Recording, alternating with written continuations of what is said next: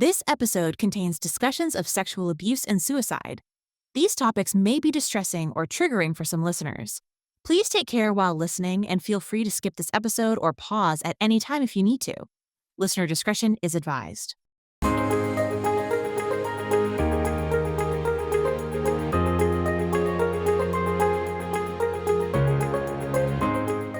Hey everyone, thank you for tuning in to this episode of Tony and Sarah Unscripted. Now today's guest is somebody that I've known for years, and the first thing I noticed when I met him was the kindness and his beautiful energy. You feel it immediately, and I know you're going to feel it today when you hear him speak. So welcome to the stage, I almost said. welcome to the podcast, Corey Hudson. We're happy that you're here. Thank you, Tony, Sarah. I'm happy to be here. So we're just going to dive right into it, right? So for people who don't know you, what should they know about you?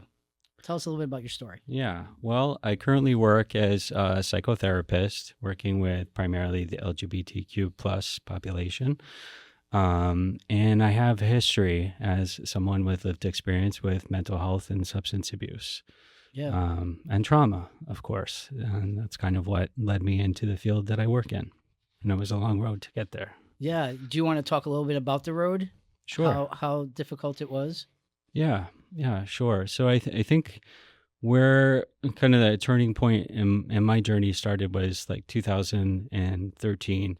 It was on the heels of a breakup with my partner after probably 4 years in an abusive relationship, both ways. Lots of substance use, lots of drinking, depression, abusing medications, all sorts of things. But I sort of found myself backed into a corner, both financially, emotionally, without skills, without resources, without language to kind of communicate what I needed, to even know where I was at.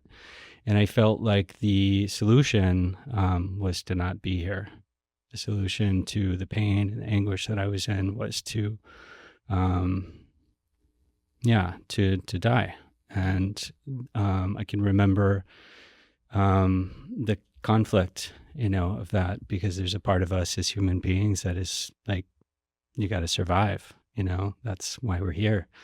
So to be in that space of, kind of at war with myself, I can remember thinking, well, if I make the exit out the window and I survive that, I don't want to be laying on the pavement in pain and cold. So, there's a part of me that wanted to, relieve myself, but also not incur more pain in trying to, make an exit. And it was a very scary place to be, very out of control. And I'm grateful that my ex at that time kind of got brought into the fold. I had kind of threatened his life as well. And I think he didn't know what else to do, so he called the police. And at that time, I was so desperate that when they showed up at my door and, asked me if I was, I think they asked me something to the effect of, do you feel safe, or are you going to harm yourself, or something along those lines. And I just kind of surrendered and allowed myself to be taken to the hospital. I spent a couple weeks at Yale, the psych ward, and that was a real turning point for me.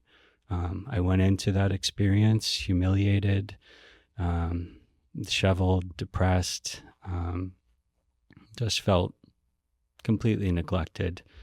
You can imagine maybe returning to a place that you used to call home, but there's no electricity, there's no running water, the windows are smashed out, there's no furniture, it's kind of barren. Yeah. That's kind of how I felt, like I was returning to a really neglected space that I used to call home. And when I kind of woke up from the spell of my own experience, I recognized that experience in the people who I was sharing that ward with.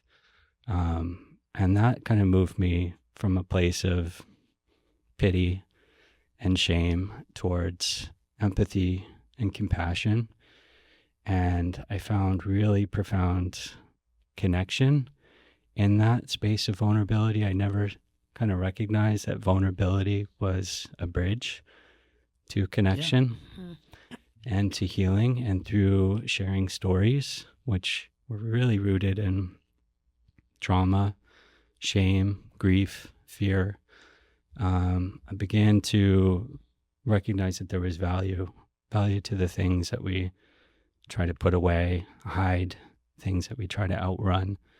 And I wanted to, as I left the hospital, do something with that. I knew that I couldn't go back to that kind of darkness and that isolation that I had been in. And through sharing my sobriety journey, something that kind of came out of that experience, I began counting my sobriety days on Facebook. And little by little, I was getting people reaching out saying, thank you, for putting that out there. I'm struggling. And over the course of maybe, 6 or 8 months, I began to realize the power of sharing a story and putting it out there. And it took some courage, but I also recognized if my circumstances, just my recovery alone, could move people and inspire them, what could other people's stories do? Particularly the types that I heard in the hospital when I was feeling so alone and isolated and ashamed. So that moved me to do something different. That's when I met you. I met you right before you were taken off to do your project. And it was amazing. I mean, I left that day saying, man, like, what an amazing human being, and how brave for you to just go off on your own. So I really want to dig into Hearts of Strangers, right? Yeah. Because I'm serious. Like, I'm tearing up here. I just thought that was the most beautiful thing that a human could think about doing, and you just did it. And I'm sure it wasn't like, yeah, this is easy. Like, you really, had courage to go out there and do that thing. And I don't think about Hearts of Strangers, but I'm fascinated. Yeah. I mean, I look back on what I did, and I'm kind of like, who was that person? How did I do it? Yeah, because like coming out of that, the kind of confines of the relationship I had with myself, and having the courage, like you said, to do that. But there was something else driving me.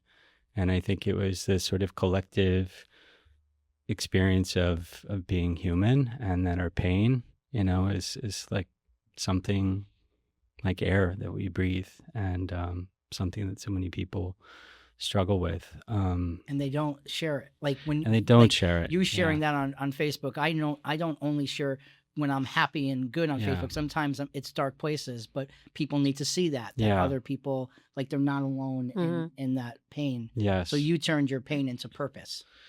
I had no choice, and I guess that's something that I try to impart now, and that was kind of the crux of the project, Hearts of Strangers, was how do we harness the pain, right? Pain is a teacher. Pain is a messenger. It can level us. It can really dismantle our lives in such a way, but what can rise from that is something beautiful. I think of pain as like the soil, in which we grow in. And if we are trying to discard it and avoid it, we are missing out on the value of what that is, and honoring it, right? I mean, I think, Hearts, I guess I'll get into Hearts of Strangers. Yes, please. So what kind of led me into that was coming out of the hospital, was sober. I had no job, no place to live. I was kind of couch surfing for a while. I had an acquaintance of my ex take me in. I ended up moving through a couple of other situations, trying to re-enter the workforce, where I got sexually harassed and fired. And it was kind of rooted in my sexuality.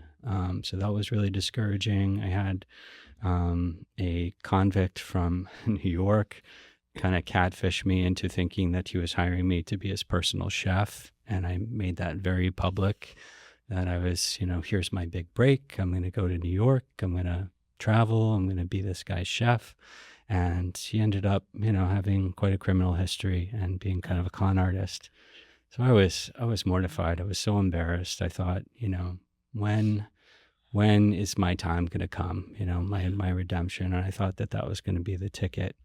But what kind of was happening underneath that was I had been volunteering for a friend who started a project kind of born out of her trauma. She had been sexually assaulted.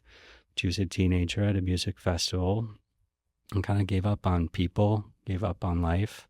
And in sort of one last ditch effort to kind of find some hope in humanity, she created this postcard project asking people to share what they were grateful for. And over time, over the course of years, she began to get postcards back, very creative postcards from all over the country, eventually internationally, and then felt kind of called to exhibit these stories. They ended up being stories, not just about what people were grateful for, but the sort of tragic experiences that they had, the losses, and the things that sort of awaken them to gratitude.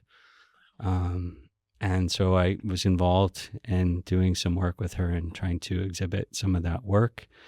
And as I felt inspired to do something beyond just posting my, days of sobriety on Facebook, I met with her for coffee and I said, I'm thinking about maybe combining inspiring quotes and pictures, because I had been taking some photos. At the time, I didn't consider myself a photographer, and I certainly didn't consider myself a writer. So I was thinking about using other people's quotes. And she was like, have you seen Humans of New York? And at that time I hadn't, which was kind of this photojournalism project, capturing, photos of really strangers on the streets of New York and asking them questions, doing that sort of thing. So she kind of posed this to me under the umbrella of doing this for her project. And I don't consider myself an extrovert or, somebody who is like super comfortable making conversations with people I don't know. But I was like, okay, yeah, let me try it. I wasn't working at the time. So I can remember the first person that I approached. It was actually a farmer just around the corner from where I was living. And I had walked away and I was like, oh, maybe that was a moment to ask him. And so I turned around and I went back and I sort of broke through my own fears of like how he might respond or feeling rejected, and asked him what he was grateful for. And then, on and on it went. And over the course of probably a year and a half, I think I had asked people what they were grateful for, and photographed them over like 2,000 times, and began to get stories in it. And that is the thing that stuck out to me, was I wanted to be able to ask people other questions. I wanted to kind of diverge from what are you grateful for, what made you grateful, and ask some other questions. So then I thought, well, maybe I can sort of branch out and do my own thing. And if I were to do that, what would my framework be? And I thought, well, what am I trying to do? I'm trying to connect to the heart of a stranger, right? Ding, ding. And so I came up with Hearts of Strangers. And then what is my sort of framework of questioning? I thought, what's the most challenging thing that you've experienced or are currently experiencing? And that became my opener. And I found that brought people right to the place in their life where they were experiencing pain or had experienced pain. And so that was kind of starting in the darkness and working towards the light. And that's kind of what the interviews did. And I remember being interviewed. Yes. I'm interviewed. Is there a book with it? Is this a book? It became a book series as well. Yeah. So it was initially like interviews and photographs that were posted on social media. Okay. And then that evolved into, well, this would make a great book. And so it became a book series. And then it even evolved into filming some of the interviews. Wow. Yeah. But tell us where you traveled, because you didn't stay in Connecticut to do it. No. So I think maybe a year into doing that, the guy that I was living with was like, oh, you should make a book. And I think he was thinking, of like just like a photo book kind of thing that you might do like online for a family, like a family photo album kind of thing. But through kind of putting some of that out there, I had people reaching out and saying, hey, I'm a graphic designer, or I've designed books. And so it became kind of like this stone soup situation where people were like, I have a talent or I have a something and I believe in what you're doing and I want to help. And so it kind of ballooned from there. And the idea about kind of testing this recipe beyond the walls of Connecticut began to be enticing. I thought, if people are open to being interviewed here, and we hear a lot of stories from other parts of the country, right? And even as I was preparing to take the trip, I got a lot of, feedback from people of like, aren't you scared? You should bring, a knife, or, you got to like watch out, like, a lot of fear-based kind of stuff. Where were you going? So the goal was to spend 8 weeks traveling across country. And that ended up being what I did. By yourself? Yeah. Yes. Yeah. That's what I'm saying. I Yeah. mean, that I admire. Let me just say this. I admire people that can take trips by themselves. Listen, if I travel alone and I stay in my hotel, I wouldn't even go out on the street. So I really admired you. I was like, check this dude out. That was for 8 weeks traveling by yourself. I think I offered you my at that time you had like a Magellan GPS or something, but you already had one. But I was trying to like help. I was in like, some way. I don't want them getting lost. I got all Italian about it. But so how many states did you actually hit? That's a good question. So I cut through, I think, like a lot of the upper middle states to get to the West Coast. And that sort of point was San Francisco, and then down the West Coast, back through all the lower states, and then back up the Eastern Seaboard over the course of 8 weeks. And yeah, I raised a measly amount of money through my Kickstarter, which, my sort of goal was $3,000, which looking back, I'm like, what was I thinking? Yeah. But luckily, I think in like the last 2 days of the campaign, we doubled the funding amount. So I actually left with $6,000. So this is what you would use to travel with? That's what I would use. Wow. And Okay. of course, I had a beat up car that would not have made that trip. So I had to rent a car. And I didn't really consider the cost of lodging and, paying my bills while I was gone, right? Considering that I wasn't working at the time and couldn't work. Because you made no money from this project. No, it was not. It was, it was led by the heart, not by a business plan by any means. So, I ended up spending a lot of nights in the car, along the road, and also having this really cool experience of some of the people that I met along the way taking me in, offering me a meal, offering me a shower, offering me, a place to sleep for a couple of nights. When I was in San Francisco, a woman had seen me taking some pictures in, there's a kind of a famous park in San Francisco. I forget the name of it, but I was there, I was taking some pictures, and she was very intrigued by me. And I ended up talking to her about what I was doing and the project. And she thought it was so cool. She gave me the keys to her van. She had a surfer van that she would use when she went surfing, and had, kind of a sleeping situation in there. She had known me for maybe 30 minutes, and she's giving me the keys to her van. So I spent a few nights coming in and out of that.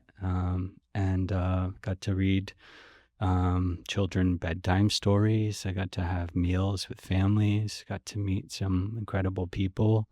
Is there one particular person that really... I was going to ask that Oh, question. sorry. You're going to let me See, talk. I'm telling you, brilliant minds.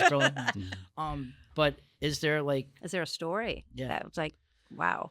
Yeah, I guess the one that maybe stands out the most was I ran into this gentleman in Denver, Colorado. He was doing some kind of work on the street trying to raise awareness for some maybe nonprofit organization. I think I had run into maybe a couple other people who were doing similar work that day when I was hitting the streets. And I think I had just asked him a question. I had like shorter versions of the interviews where I'd ask people, what does compassion mean to you? What does connection mean to you? What is vulnerability? To try to get like little quicker snippets that I could transcribe and get up on social media along the way.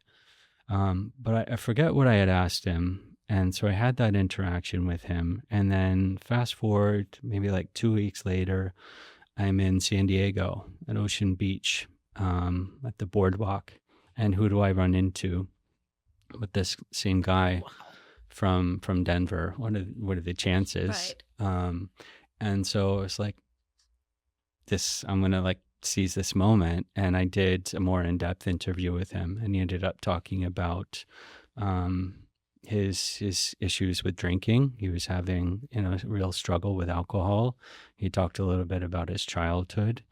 And, I thought, even though, maybe there wasn't a profound experience in that moment, I don't know that he would have talked about or even acknowledged, that he was struggling with drinking, and maybe that he was self-medicating, or that he was feeling lost, or that, he had kind of a broken home kind of thing. I don't know that he would have touched into that. And whether or not he did anything following that interview to address that or change his life, there's power in saying things out loud. And I think there's a lack of someone to witness or hear what we need to get off our chest. And, I think that in hindsight, that's what I was doing for people. They were so ready to unload something, Finally, and somebody's asking me. yeah, Type of thing. yeah. Someone's curious, someone's holding space for me to share this. And, I think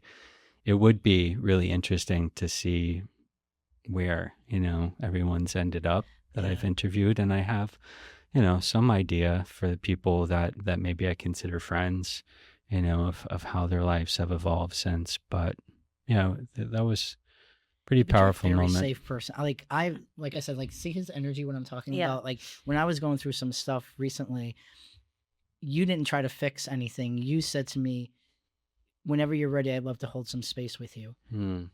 That to me, that was amazing to me. Like, I'm like, oh my God, like, okay, I don't have to explain what I need. You just wanted to come and hold space with me. And I just think that's beautiful, but I can see how people would open up. Oh, yeah. Right? Well, I think there's also something about it's easier in a way to open up to a stranger Yes. because you don't fear judgment as much, right? Because you don't know anything about them. You don't know. Yeah. Whereas sometimes if you open up to friends, or family, well, you already know what their preconceived notions are about things. Yeah. We already know that, oh, gosh, maybe they're going to think differently about me. Yeah. But a stranger doesn't have any thoughts about you to begin with. They don't know you. And you're never going to see me again, Yeah. potentially.